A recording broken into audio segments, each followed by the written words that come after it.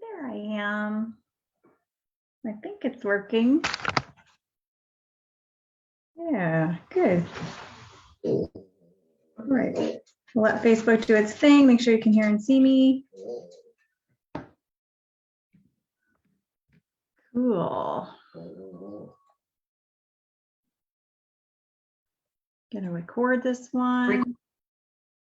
I'm gonna get my stuff together. All right, if you're here, say hi, pop into the comments. Of course, whether you're live or catching the replay, just I love knowing who the action takers are inside this group. I do, if you're new here, I do have a really noisy French bulldog. And he's actually really needy today. I'm not sure why. We did go out for a walk, but yeah, so he's going to make some noises in the background. So today I want to welcome you and I want to thank you for being here. We're here every week on a Wednesday at noon inside this community, only in this community for women. Hi, Sarah. And today is really all about understanding emotional eating that sometimes we find ourselves doing from time to time that feels like maybe it sets us back every time, right? And what I hear from women is like, they'll jump on a diet or they've made a commitment to their health and they're really good at following it. For the most part is women are good at following for 30 days, 60 days, or even longer. But then something happens, whether it's a thought, a feeling, or a life interruption that happens. And then they revert back to old patterns. And sometimes it's because we've had such great success that we're like, I got this, I can do this differently now. And so then they kind of revert back to old patterns. And I'm always interested in what happens there. I'm less interested in the diets that you did. I'm more interested in what your default pattern looks like. And for a lot of women, it's that, hey, I've restricted myself from eating these foods and now I've brought them back. Or, hey, it's now I've caught up in this snowball of emotional eating in between each diet. And that's what makes me feel like I set back.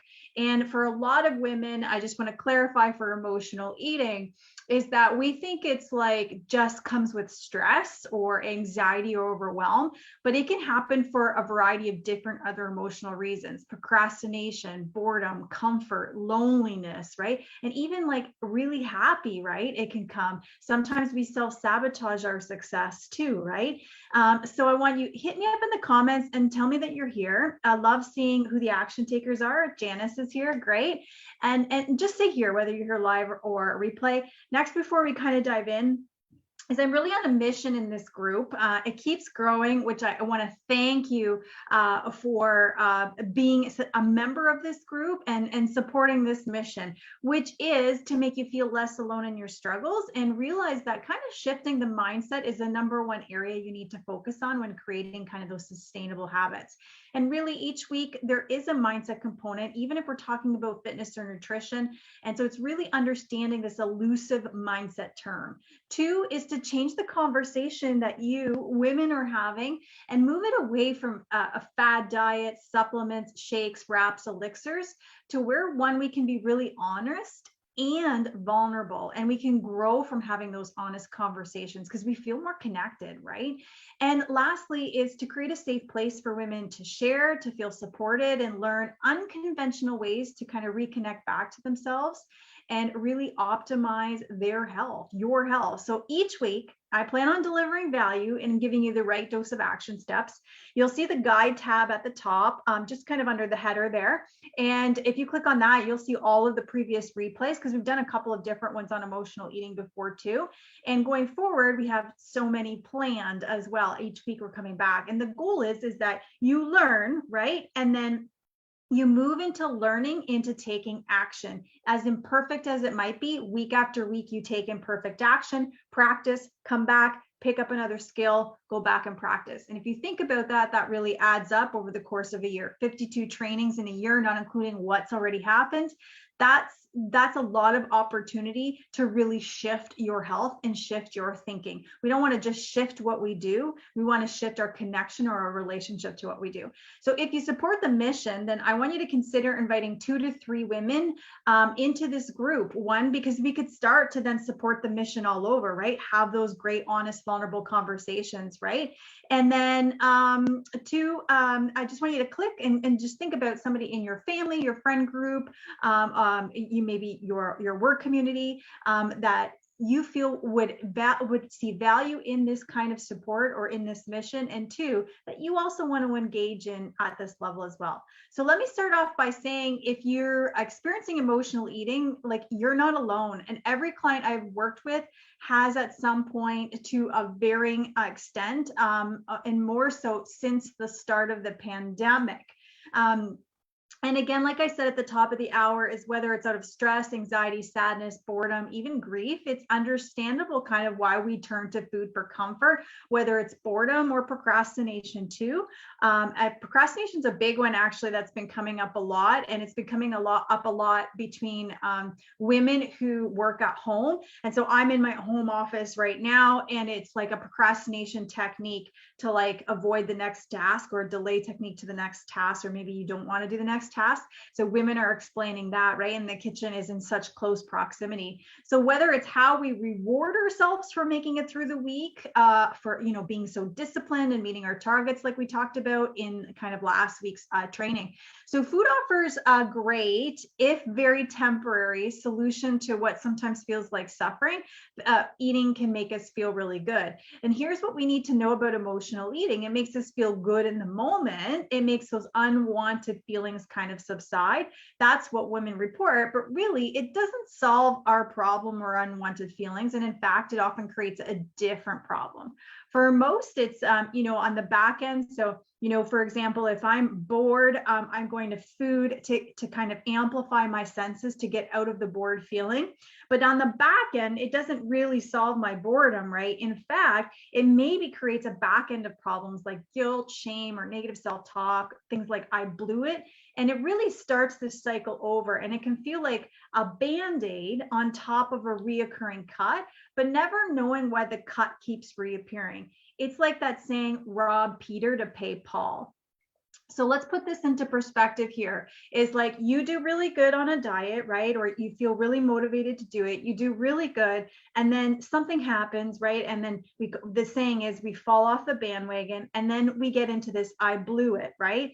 And so then we get caught up in this, like, this cycle of emotional eating. It sometimes happens at nighttime snacking. It happens maybe after you and your partner have a fight. Maybe, you know, work stress is really high for a lot of people right now. Even with the energy in the world right now, it's really high. And so you're taking food to soothe that feeling, but it really doesn't soothe that feeling. It's a default pattern that you have. Maybe the feeling feels overwhelmed. Maybe you don't know. Like a client yesterday had to have a really difficult conversation at work. So all week she's been engaging in emotional eating because she doesn't know where to start. She's not good at vocalizing herself. She's not good at asserting herself. And she doesn't want other people to think badly of her or less of her. And so she's been engaging in an emotional eating as a way to kind of avoid this thing. But it just kept the snowball going, and it actually got worse for her as the week kept going.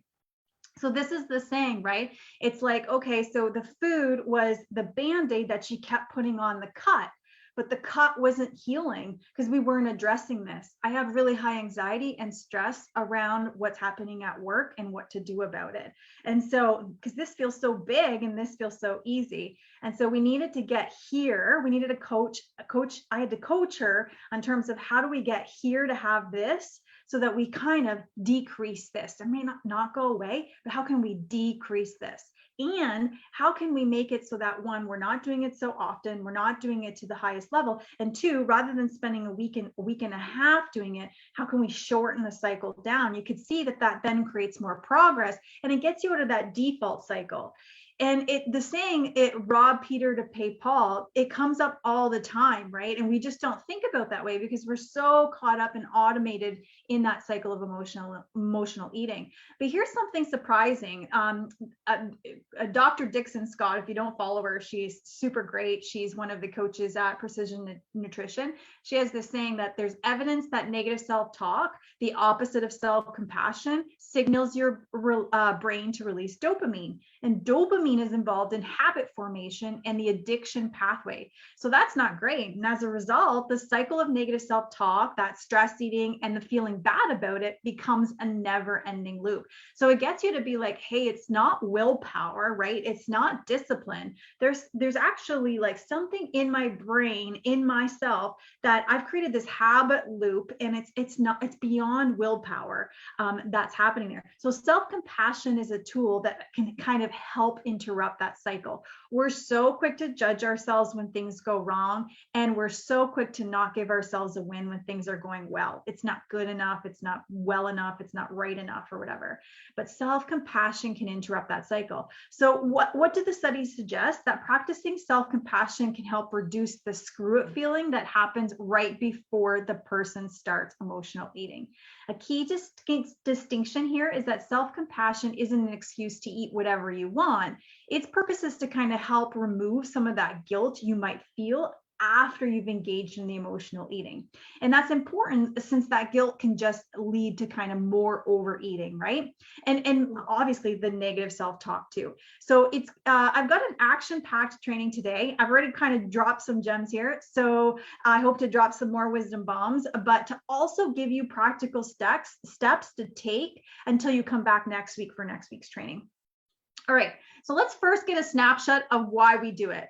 We think something, we feel something, and we have this habit loop we're in. This means we do something kind of as a response, right? So the example, for example, the client who says, you know, I'm at my desk here, and then I got to switch tasks, or it's becoming overwhelming. I automatically get up to kind of remove myself from that energy, and I end up in front of the cupboard. That's a habit loop, right? Eating can be a language that the body uses to express maybe its distress about something that's going unaddressed. In other words, it's eating for an emotional feeling versus physiological hunger. So if your eating behavior is highly emotionally charged, if you eat too much or too little, repeatedly eat trigger foods, or obsess about eating, your body is speaking. It's actually giving you clues. We're just really good at ignoring them, right?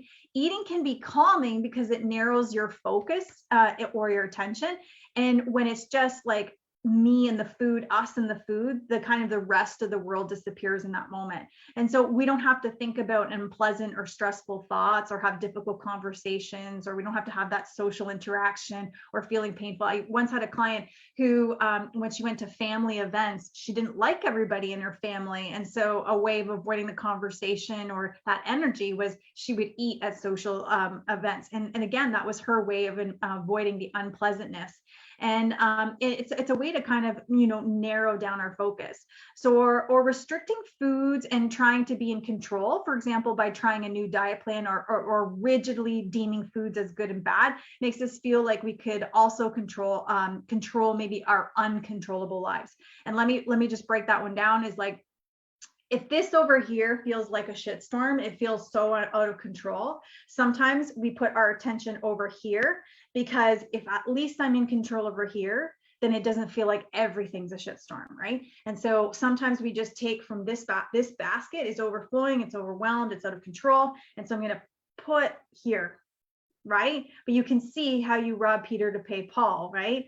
And you're just you're not really getting to the root of the issue. And no wonder this gets bigger, or this eventually explodes, or this becomes too overwhelming. So many people who struggle with maintaining healthy eating also might have unwanted behaviors in other areas.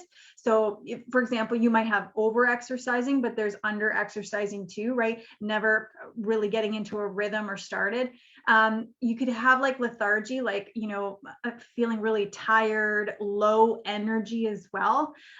You can resort to other behaviors that maybe aren't so healthy, whether that's a lot of sugar in your diet, whether that's drinking. You could have more feelings of depression and anxiety as well.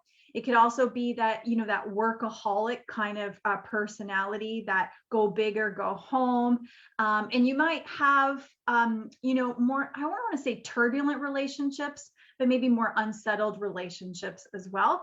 So this kind of mixed bag really makes dealing with food and eating particularly tough. Relationships with people affect our relationship with food, as does it kind of go the other way around, right? The way we relate to people in our life mirrors and affects the way we relate to food, as well as the way we relate to food can affect our relationship with people, including others. That's a big one. So if I've hit the nail on the head on that one, give me a thumbs up. We've never really thought, I mean, sometimes we throw around, my relationship with food, but we don't really understand that. When we think of relationships in general, we can see how it's a two-way street there, that food can affect our relationships, but our relationships can also affect the way we relate to food. Food is so much more than fuel. We eat for many reasons other than keeping ourselves alive. So some of those reasons are healthy and positive, some of them just aren't. So unlike certain people, food is kind of like undemanding, right? It's always there for you. It lives to give, right? Overeating is often a welcome release in a life that is kind of, you have a lot of commitments, you have a lot of obligations, responsibilities, demands from others, right? So now that we understand why it happens and that it's different than physiological hunger, we can explore now the 8 reasons why you might be doing it. So I'm going to ask you one question. I'm going to ask you some questions. And when I'm done explaining all 8, I'm going to give you a moment to pause and reflect on your answer. So this is where you're going to want your paper if you don't have it already. But I'm going to go through these 8 with you. And at the end, we're going to take an actual moment to pause to reflect on your answer, because we don't give ourselves enough space to do the reflective work. So I'm going to give it to you today. So first one is, some of us try to protect ourselves by eating or not eating. So whether it's resolving something, soothing, or avoiding hard emotions, it can distract us from conflict and maybe confrontation too. So top of the hour, I gave you the example of my client who was avoiding that hard conversation at work, the conflict that was happening. So this is her. It's, some of us try to protect ourselves by eating. Is that you? We naturally and subconsciously seek approval from the people we're surrounded by, especially the people we love. So those patterns are often true of eating styles. It's hard to set boundaries with people without the fear of them not accepting us, liking us, or confronting us. An example would be that your boss buys you donuts, as a way of saying thank you for all your hard work or whatever. It's hard for us to say no because we want to be liked, we want to show appreciation, to then refuse the donut. Another example was this Easter, a coaching client had a relative bake her a special cake, and she felt obligated to eat it because she didn't want to let her down, even though she didn't like the cake and she didn't want it, right? So this is about how we use food to seek approval from others. 3, it's easy to get caught up in a comparison with someone else. Like the friend or the spouse that eats everything and doesn't gain a pound. We can adopt their eating patterns because of that comparison. We have a fear of missing out, just if they can, why can't I? So we're looking at my husband who can eat whatever he wants, doesn't seem to gain any weight. And I'm looking at him and being like, well, if he can, I can't. I'm missing out, and I'm resentful that he can and I can't. So I get caught up in this comparison, and that's what I do around food. Number 4, for some, food is love. It's how you provide. It's how you are a great mother or a partner. Others around us aren't ready to make that change, so it can lead to resentment or that feeling of no support, or that it's way too much work. So an example is, again, Easter, my mom, that's how she shows love, right? She's made a lot of modifications with what she cooks around her meal times, but that's how she shows love. And so if I don't eat, then it's like, what's wrong? Is it not good enough? Did you not like it? What can I make you next time? And it's like this snowball of stuff. So, do we eat to get it? Kind of fits in with that approval, but it's also the way you give to people. It's like, hey, my kids are all grown up, they get together, food is love, right? And then I get engaged in that experience rather than just the experience of the kids being home. I'm engaged in the experience of the food, even though I don't want to eat it all. So we have those that, and number 5, we have those that are always pushing food on us. Just have one bite, you can live once. Another, another diet, right? They make us feel that we need to eat more or different than we would like. And in those moments, it can feel like a struggle to differentiate other people's goals from your own and stay focused on what's more important to you. So this one's about, do you eat because of the food pushers around you, that they kind of have this idea of what you should be doing or could be doing, and then they impose that on you. You don't have a boundary, so you just stick with it and just go with it, or you're just like, oh, I want to avoid this conflict, right? So that's number 5. Number 6, you can use to bond together, like friends over drinks and appetizers. So you and your girlfriends always go out and this is what you always do, then it's like that ritual of the bonding. It doesn't become about the friends, it becomes about that food, right? Number 7 is it's always 5 o'clock somewhere. You're always celebrating. It's easy to get caught up in the moment. You make emotional food decisions, even exciting ones. It's easy to lose ground and lose touch with long-term goals. These celebratory moments always offer a choice. How much of a long-term goal are you willing to delay for a celebration? You get to choose the best answer for you, and whatever you decide, if it's intentional, it'll leave you feeling more confident and settled. Number 8, we use it to cope through hard feelings. So let's look at some of these. 1, grief and loss could be one. This can be a loss of a person or a pet, but also of an idea, an identity, or a way of life. For example, you've lost your job or had some of your life illusions shattered. It can also maybe include trauma. Number 2 would be life change. You just had a baby, you've taken on a new job, you've moved or recently became divorced. Your identity and life circumstances have shifted. Number 3, your relationship problems, whether that's relationships with your partner, your family members, friends, or coworkers, or because maybe you just don't have the skills or the expertise to deal with the stuff that life is handing you. You find it tough to kind of express your feelings and thoughts. You might feel like you're often misunderstood or alone. You struggle to connect meaningfully with other people, or you're just in new and unfamiliar situations. So right now, I'm going to pause as you reflect on the following question. So let's go over the 8. As some of us try to protect ourselves by eating, we naturally and subconsciously seek approval from others. It's easy to get caught up in a comparison with someone else. For some, food is love. We have those that are always pushing food on us. We use it to bond together. It's always 5 o'clock somewhere. We're celebrating, and we use it to cope with hard feelings. So what do you feel in your body when you think about these things?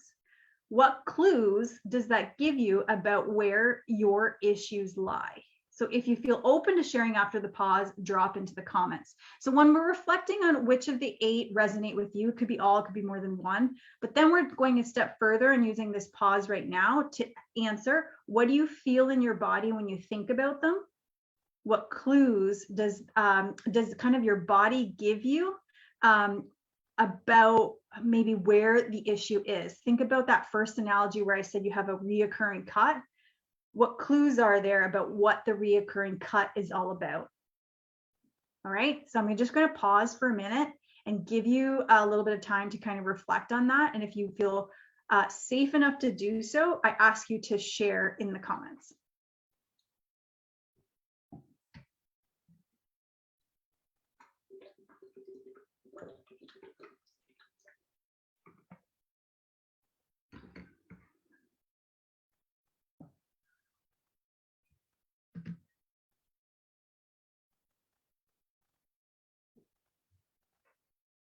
Couple more seconds here to keep reflecting on the clues and what the reoccurring cut is.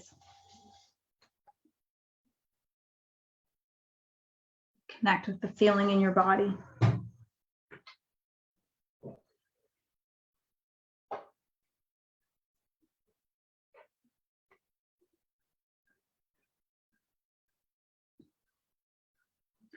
So I'm going to give you 3 strategies to practice imperfectly, to take action, to begin to draw kind of awareness towards your emotional eating patterns. The first one is understanding why you're eating, right? It's a simple question, but it's often difficult to answer. So the next time you move to eat, pause for a moment to ask yourself, what's really driving this choice? Is this action serving a need, a want, or a should? For example, a need to eat satisfies a biological hunger.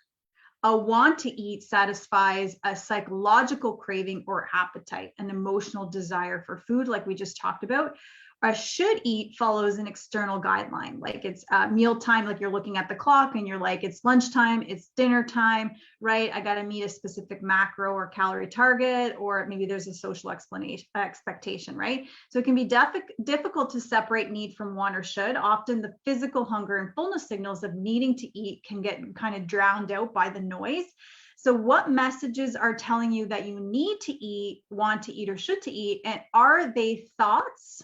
Or are they felt, like, are they body sensations? So studying the difference between need, want, and should is going to give you kind of an indication of an ability to pause to see, where do you often spend most of your time? In a need to eat, in a want to eat, or a should to eat, right? Because then again, you can go back to that question we just reflected on. How does that feel in my body as I reflect on that?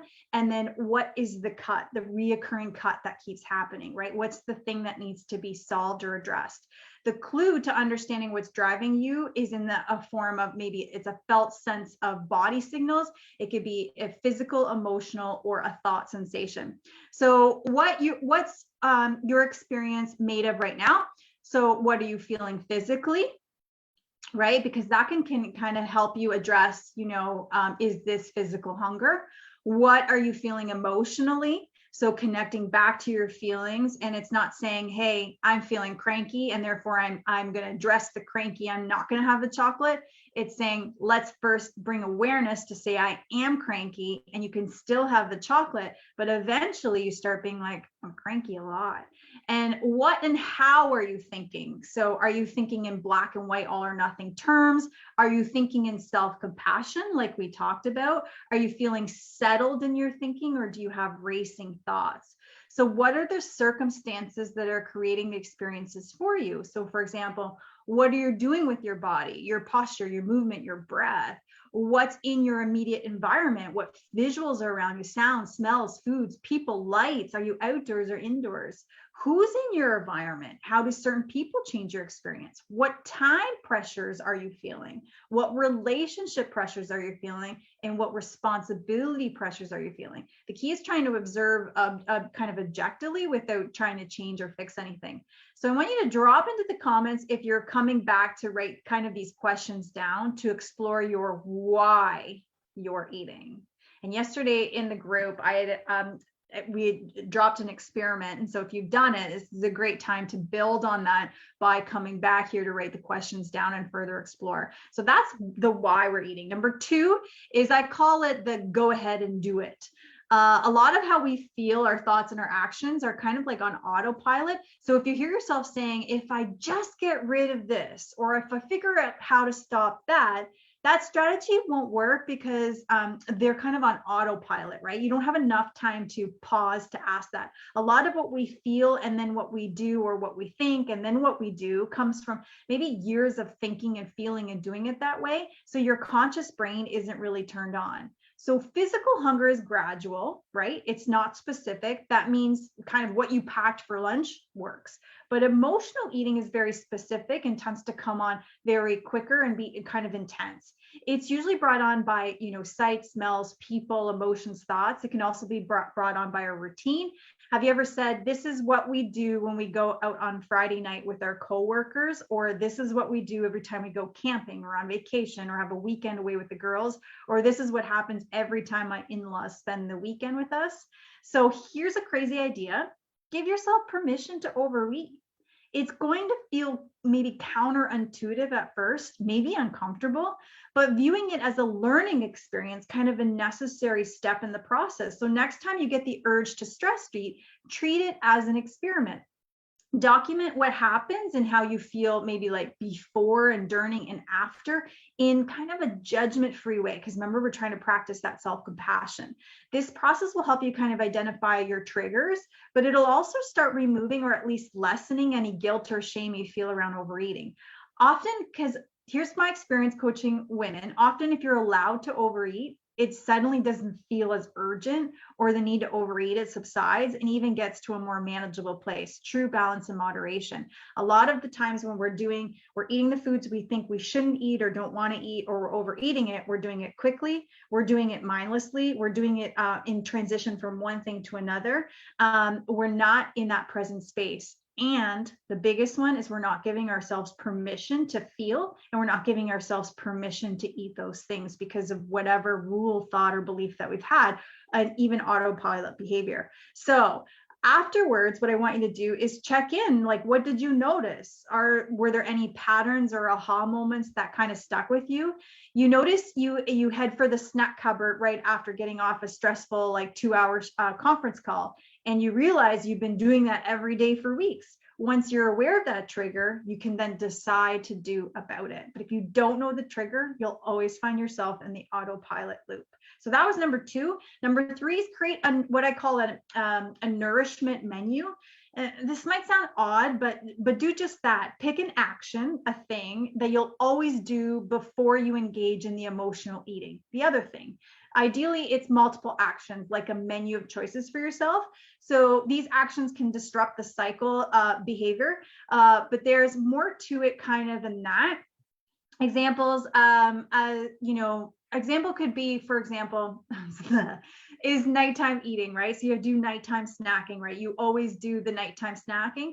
So before you engage in the nighttime snacking, something that you could do, your nourishment menu could be, you could take 3 deep breaths. You could drink a big glass of water. You can mentally check for signs of physical hunger. You could play with your pets for 5 minutes.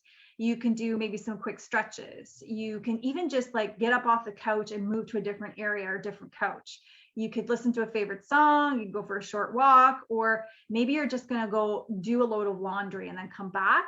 The most effective nourishment menus include actions that maybe line up with your goals and your values. They'll be more likely to offer the same feeling of relief you were hoping for, consciously or not, that you get from food. The trick here, though, is from the nourishment menu is, yes, you need to make it easy as possible, and you make it short with your time and have more than kind of one option you can pick from. And then you want to put your nourishment menu somewhere, like visible on the fridge. And here's what it's doing. It's disrupting the automatic pattern. So it's not saying you can't do it. It's saying, if I engage in nighttime eating and I know it's because I'm bored or I'm lonely or I'm procrastinating or I'm celebrating that I made it through the day or I did really good, then what we want to do is then, okay, disrupt that pattern. So we're not saying, no, you can't go have the chips or the chocolate or whatever the snack is, healthy or not. Is we're just saying, can we just do, a little something every time we do it so that we can kind of disrupt the pattern, the two things together, we can just create some space there. Having a pattern of avoiding and escaping is normal. Those patterns could be holding you back from kind of making the best possible progress. And how could you be avoiding your own progress? The more these patterns are practiced, the bigger and more disruptive they can be. That's on the what we call the bad side or the negative side. But you could see that if we had patterns the other way, then they can be disruptive in a good way, right? So rather than saying I just need to stop, start saying kind of what's the elephant in the room right now? Because that eating is attempting to solve a problem. It's just not solving the right problem, and generally it's creating a whole whack of new problems. All right, so those were the 3 tips. So let me go over them. 1, I hope you'll come back and grab the questions and try the experiment. But 2 was know why you're eating.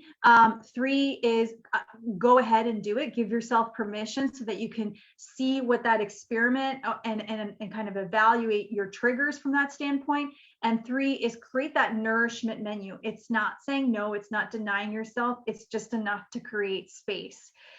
All right, so in today's training, I hope I was able to kind of better define emotional eating for you and how it shows up for you. Just remember in the guide section, there are a couple of others that address emotional eating from a different perspective as well. And hope 2 is that I helped you understand why you might be doing it. And 3 is that I gave you the 3 strategies that you can kind of start practicing now. The thing is that we can take all these trainings in and we can make all the notes we want, but they aren't going to move you into action unless you commit to also taking imperfect action as a result of what you're learning today. So if I've done these 3 things and it delivered value and you support that mission, then consider inviting 3 women from your circle to join our community, and so that we can start having relatable and honest conversations with one another. So I hope that whether you're here on the live or the replay, if you feel safe to do so, you'll drop into the comments and tell me what your your takeaway is. Tell me what you learned about your emotional eating style from those 8 things, and hope you'll come back and tell me how you're planning to take imperfect action this week. Lucia's giving me a thumbs up. I'm Coach Cindy. Thanks so much for